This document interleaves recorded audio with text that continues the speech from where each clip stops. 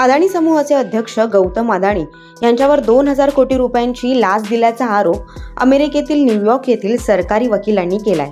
अमेरिकेच्या वकिलांनी बुधवारी सांगितलं की अदानी आणि त्यांचा पुतण्या सागर अदानी यांच्यासह इतर 7 जणांनी सौर ऊर्जा वितरित करण्याचे कंत्राट मिळवण्यासाठी भारतीय सरकारी अधिकाऱ्यांना 2029 कोटी रुपयांची लाच देऊ केली। रॉयटर्स या वृत्तसंस्थेने या प्रकरणी अदानी समूहाशी संपर्क साधला, मात्र त्यावर अदानी समूहाकडून उत्तर दिलं गेलं नाही। याआधी अमेरिकेतील हिंडनबर्ग रिसर्च संस्थेने आरोप केले होते, त्यावेळेस अदानी समूहाने हे आरोप तात्काळ फेटाळून लावले होते। मिळालेल्या माहितीनुसार न्यूयॉर्कच्या ईस्टर्न डिस्ट्रिक्ट यूएस अटॉर्नी कार्यालयाने यासंबंधी एक प्रसिद्धी पत्रक काढलंय।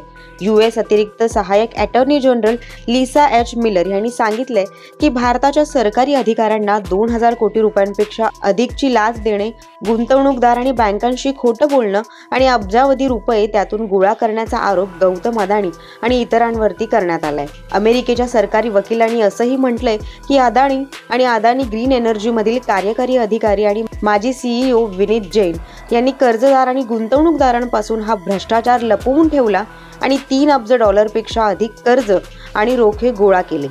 गौतम अदानी यांच्याशिवाय या आरोपात 6 लोकांची नावं आहेत। अदानी ग्रीन एनर्जी लिमिटेडचे सीईओ विनीत जैन, रणजित गुप्ता, रुपेश अग्रवाल, सिरिल कॅबनेस, सौरभ अग्रवाल आणि दीपक मल्होत्रा या सर्वांचा यामध्ये समावेश आहे। गौतम अदानी यांच्यावर करण्यात आलेल्या आरोपानुसार या प्रकरणात सामील असलेल्यांनी गौतम अदानी यांना numero uno the big man या सांकेतिक नावांनी खासगीरित्या संबोधलं होतं। तर लाच देण्याच्या या संपूर्ण प्रक्रियेवर देखरेख ठेवण्यासाठी सागर अदानी यांनी आपला मोबाईल फोन वापरला होता, अशी माहिती सध्या समोर आली आहे। दरम्यान या संपूर्ण प्रकरणावर आता गौतम अदानी आणि अदानी समूहाकडून काय स्पष्टीकरण दिलं जाईल हे पाहणं महत्त्वाचं ठरेल।